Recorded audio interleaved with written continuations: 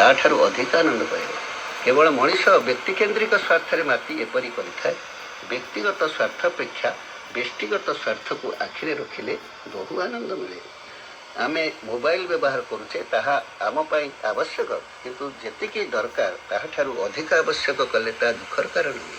ସେହିପରି ବନ୍ଧୁବାନ୍ଧବ ସୃଷ୍ଟି କରିବା ଉଚିତ, କିନ୍ତୁ ଲୋକ ଠିକ୍ ନା ଭୁଲ ନିଜର ହୃଦୟ ଭାବକୁ ବୁଝୁଥିବା ଲୋକ ଦେଖି ବନ୍ଧୁ ବାନ୍ଧିବା ଦରକାର।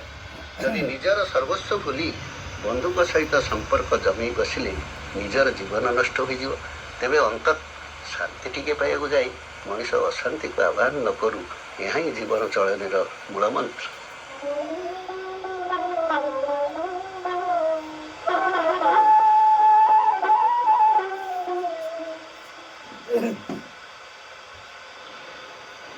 ଶୁଣୁଥିଲେ ଅନୁଚିନ୍ତା, ନିବେଦନ କରିଥିଲେ ଅସୀମାନନ୍ଦ ସରସ୍ୱତୀ, ଆକାଶବାଣୀ କଟକ।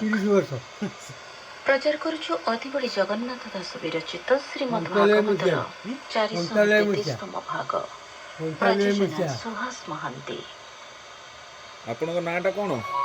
ଭୋଲାଚରଣ ସାହା। ଭଲ୍ୟୁମ୍ ଟିକେ କମେଇ ଦେବା।